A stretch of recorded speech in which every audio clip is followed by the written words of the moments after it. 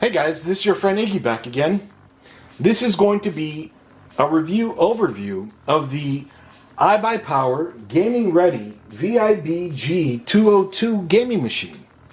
Inside of it has a Intel Core i7 9700K processor running at 3.6 gigahertz, an MSI Armored GeForce RTX 2070 8GB video card, as well as an MSI Z390A Pro with Wi-Fi motherboard. It's running 16 gigs of DDR4 XPG, 3000 MHz RAM, 240 GB Western Digital green SSD, as well as a 1 TB 7200 Western Digital blue drive. It also has the iBUYPOWER RGB liquid cooler. As you can see, it has clear tempered glass panels. It's running Windows 10 Home. It has a 3-year labor warranty and lifetime technical support.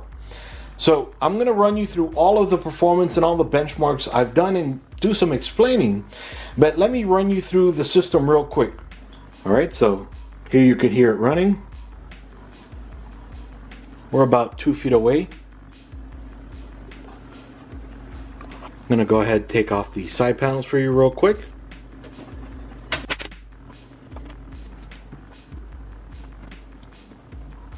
Alright, so here you can see their liquid cooling unit. iBUYPOWER branded. The 16 gigs of 3000 MHz XPG memory. Right there is the beautiful MSI RTX 2070 card. We have down here the Western Digital 240 GB green drive, the SSD. Down there we have the controller for the lighting.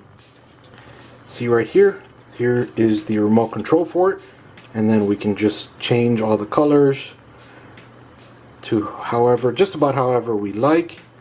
Flash, strobe,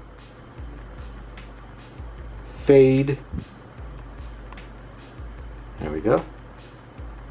It'll just fade into all the colors. And smooth. Alright, so here you can see it has a bit of a curve right over here, a glass side panel or front panel with a little ring right over here. This is a Thermaltake case, iBUYPOWER branded. You can see here the power and reset button. They're one big button. The power LED and the hard drive activity or activity light, headphones, microphone, 2 USB ports right in the front, power supply shroud. Then along the back we can find there's 2 USB 2.0 ports right up here, PS2 port for some reason, a DVI, VGA, DisplayPort, USB-C, USB-C Type A, then 2 USB 3.0 ports here, an Ethernet port, and then 5.1 audio right down here. You can see this is where you plug in the video card, and 2 Wi-Fi antennas, which is great for me because in this room I don't have Ethernet, so it's worked out awesome. Alright, so the bundle comes with this basic mouse. It's got the forward and back buttons here, left and right click, a DPI selector, and a scroll wheel.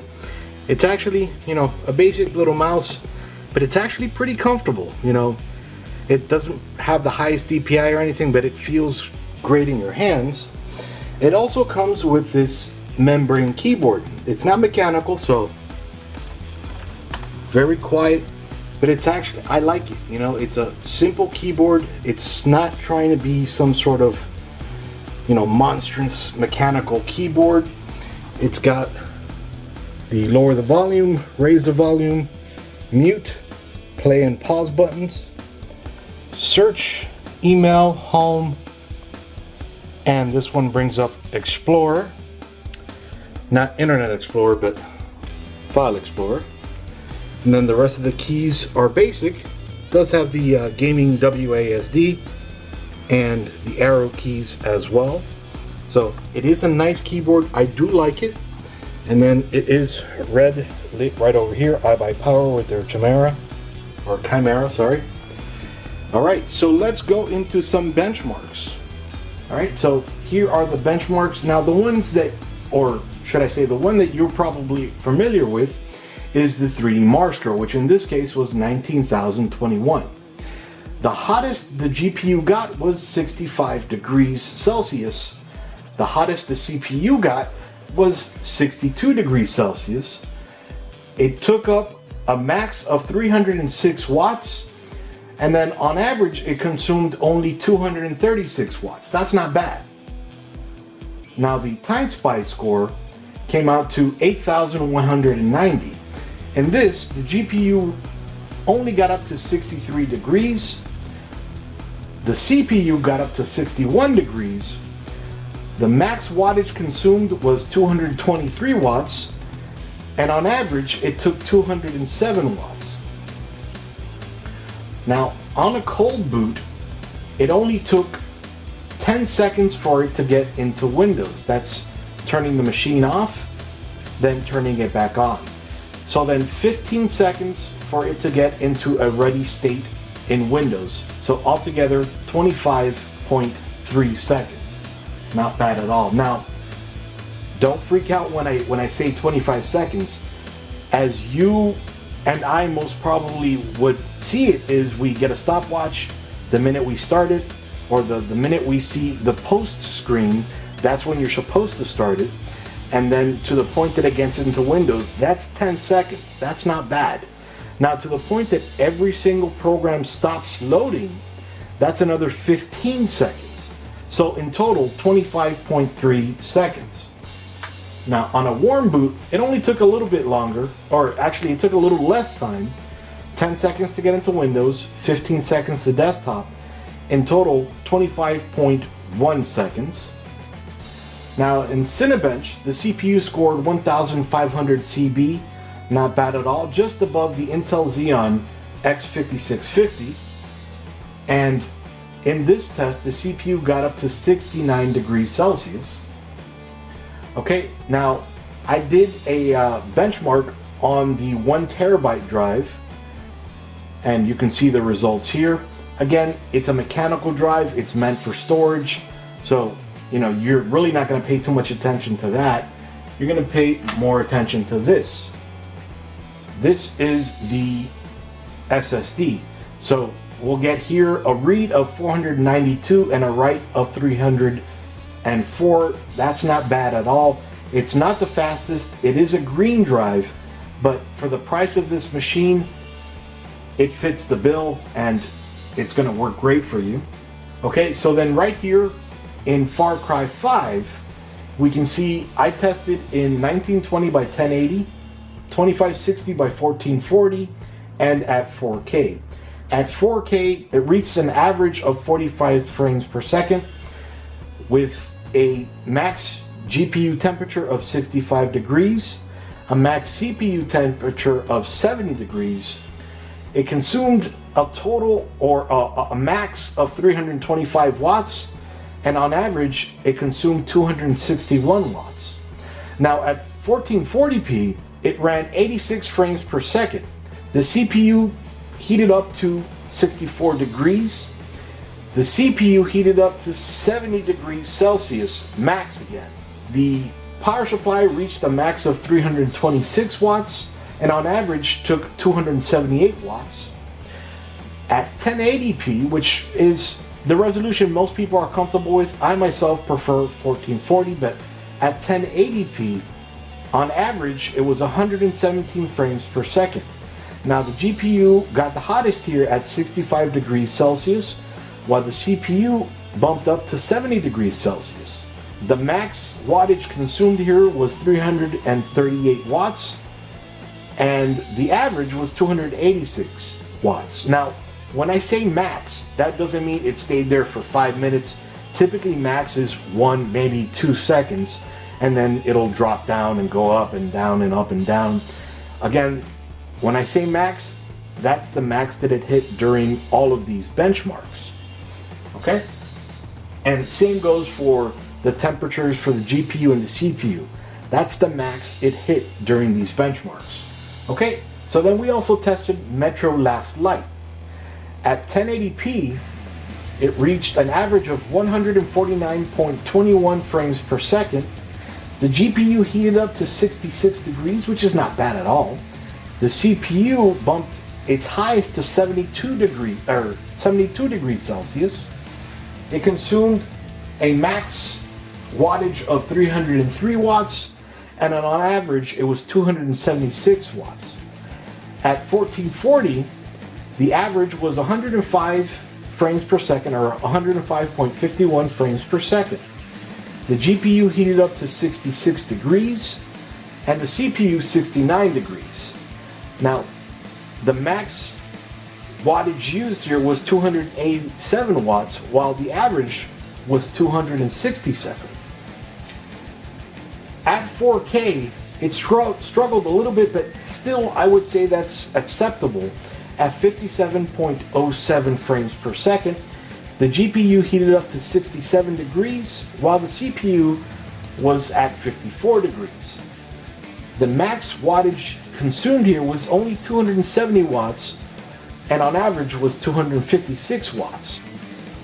Now, PC Mark, a lot of you may not use it today, but this is going to show you how your PC is going to run on average from day to day, Word, or using your webcam, Excel, and different things like that. So here, digital content creation, we scored 10,264. Under productivity, we got 9,425.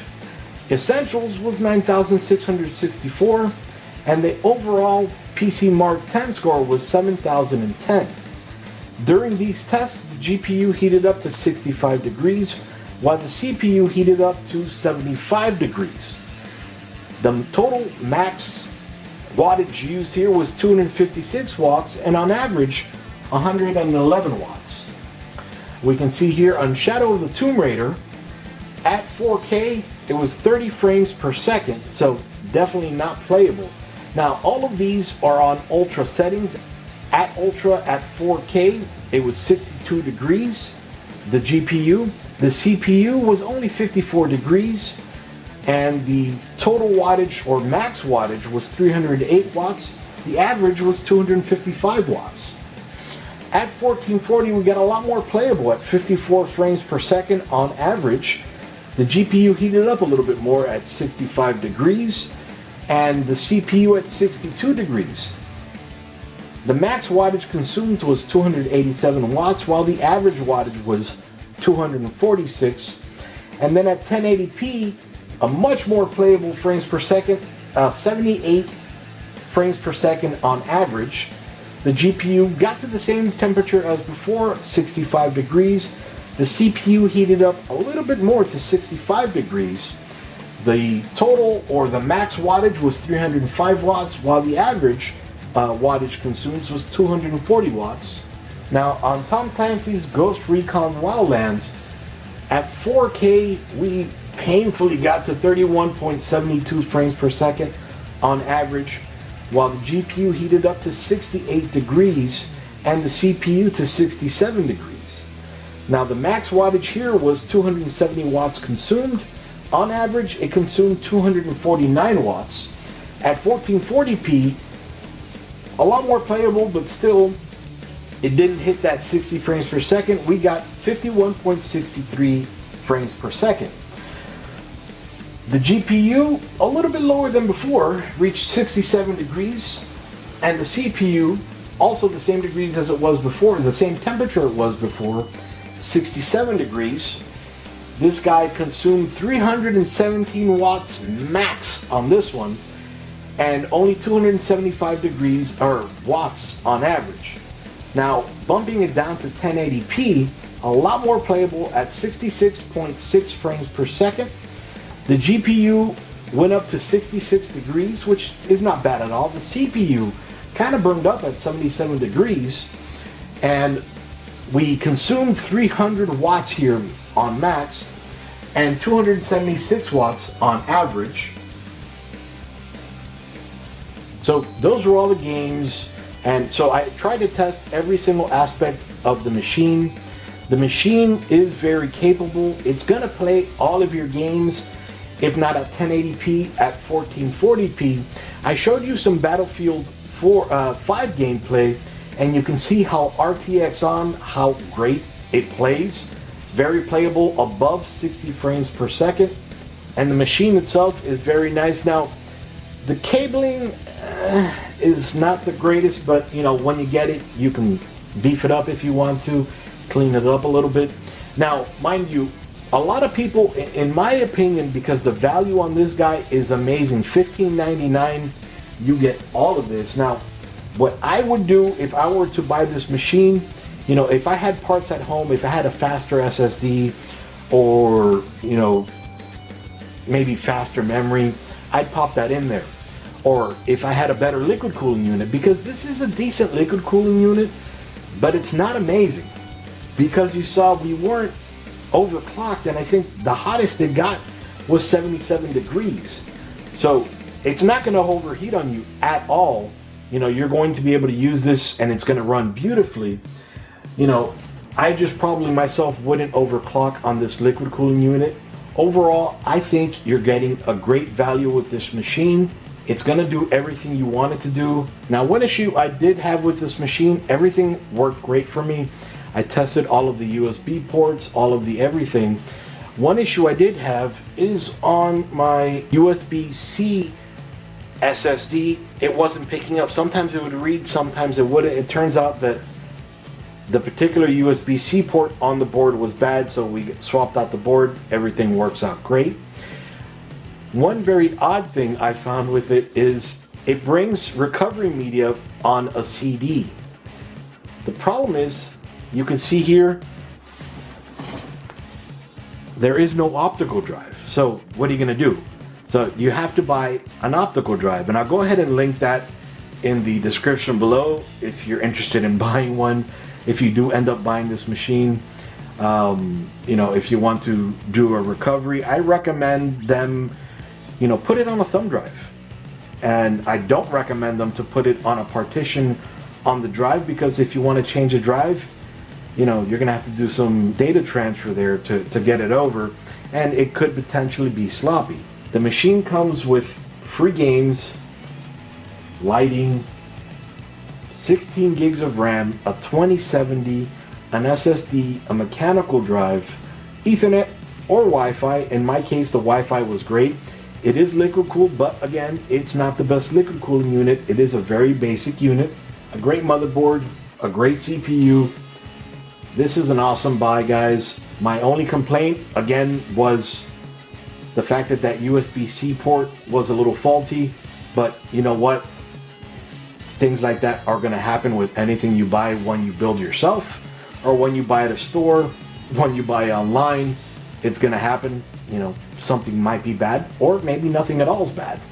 And the other complaint was, well, it brings a DVD with the reinstallation media, but no way to install it unless you have an external drive.